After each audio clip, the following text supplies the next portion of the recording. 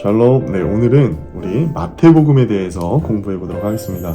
이 마태복음에는 다른 복음서에서 드러나지 않는 마태복음만의 특징들이 있어요. 첫 번째는 마태복음은 유대인 저자가 기록한 유대인들을 대상으로 쓴 복음서라는 거예요. 그래서 이 두 번째 특징은 구약과의 연결이 굉장히 잘 두드러지는 거죠. 유대인들이 그렇게 기다리고 대망하던 이 메시아가 있었는데 그 메시아가 바로 예수님이라는 것을 증거하기 위해서 구약 성취 인용문이 공식적으로 10회가 들어가고 그 외에도 70회 이상 많이 들어갑니다. 마태복음 1장 1절도 보면 어떻게 시작하죠? 족보로 시작이 되는데 아브라함과 다윗의 자손 예수 그리스도의 계보의 시작이라.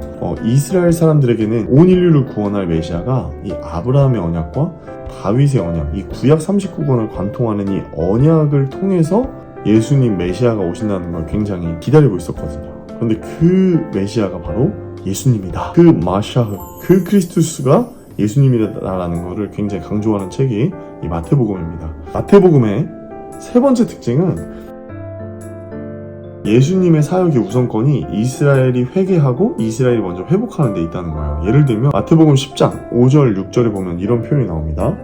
예수께서 이 12를 내보내시며 명하여 이르시되 이방인의 길로도 가지 말고 사마리아인의 고을에도 들어가지 말고 오히려 이스라엘 집에 잃어버린 양에게로 가라. 아멘. 이 이스라엘 집에 잃어버린 양에게로 가라 라는 이런 표현들은 마태복음에만 등장하는 굉장히 표현입니다. 말씀 보면 오해할 수 있어요. 왜 이방인들 복음 전하지 말고 이스라엘만 전도하라고 하지? 그건 이스라엘만 전도하라는 게 아니라 예수님의 사역에 먼저 이 사역의 초점이 이스라엘에게 복음을 전하고 그 다음에 이방인에게 전하라는 그 의미가 담겨 있는 거죠. 이방인을 배척하는 말씀이 아니라 예수님의 전도 전략이라는 것 기억해 주세요. 마지막 네 번째 특징은 이 복음의 대상이 유대인으로 시작했지만 이 모든 민족으로 확대된다는 겁니다.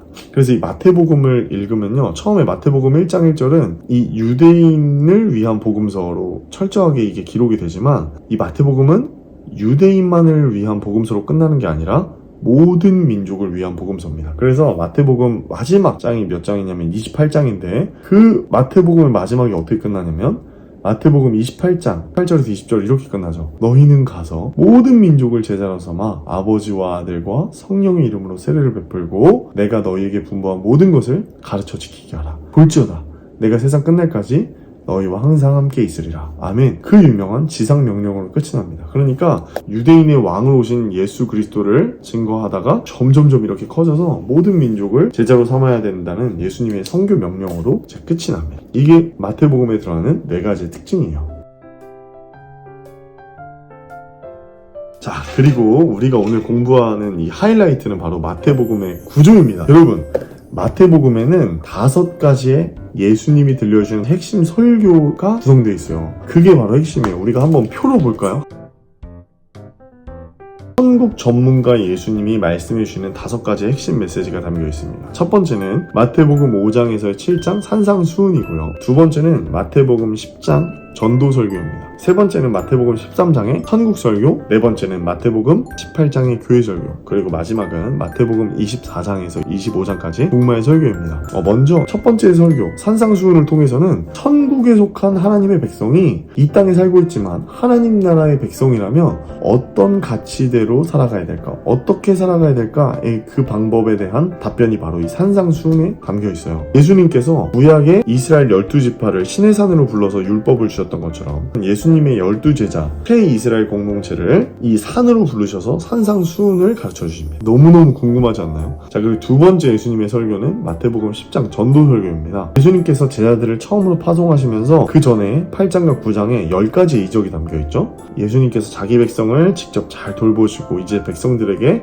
제자들을 파송하시면서 전도를 하라고 하시는데, 여러분, 전도 어떻게 해야 될까요? 그 내용이 이 마태복음 10장에 잘 담겨 있습니다. 예수님께서 제자들에게 권능을 주세요. 가르치고 전파하고 고칠 수 있는, 그리고 전도를 하시는 모습들 잘 담겨 있습니다. 그리고 세 번째는 마태복음 13장의 천국 설교입니다. 이 천국, 하나님의 나라가 눈에 보이지 않죠. 그래서 예수님께서 7가지의 비유를 통해서 하나님 나라에 대해서 설명을 해주세요. 너무너무 주옥 같으니까 꼭 읽어보시고, 그리고 네 번째는 교회 설교입니다. 마태복음에만 교회, 에클레시아라는 말이 나와요. 이 교회는 제자 공동체를 말하죠. 어떤 건물이 아니라 예수 그리스도를 믿는 사람들의 모임입니다. 세상의 모임과는 달리 지극히 작은 자 하나도 결코 소홀히 여기지 말라는 예수님의 중요한 가르침이 담겨있고, 그것을 시작으로 형제가 범죄했을 때 그것을 교회가 어떻게 다뤄야 되는지, 범죄한 형제에 대한 교회의 태도, 또는 성도들이 합심 기도의 그 능력이 어떤 것인지, 교회 안의 공동체가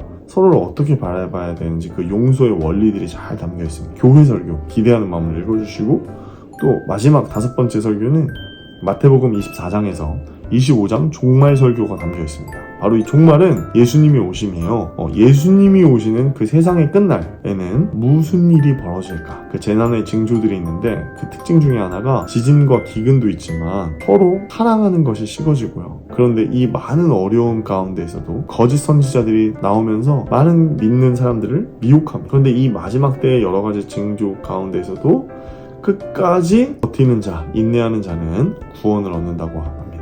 천국 복음이 모든 민족에게 전파되는 그때에 예수님께서 오시겠다고 약속하셨고, 그러나 그 날과 그때는 아무도 모른다. 아버지께 속한 것이라고 말씀하십니다. 그렇다면 이 마지막 때를 어떻게 준비해야 될까요? 이 마태복음 24장, 25장의 열처녀의 비유를 통해서 우리가 어떻게 이 마지막 때를 준비해야 되는지 잘 보여줍니다.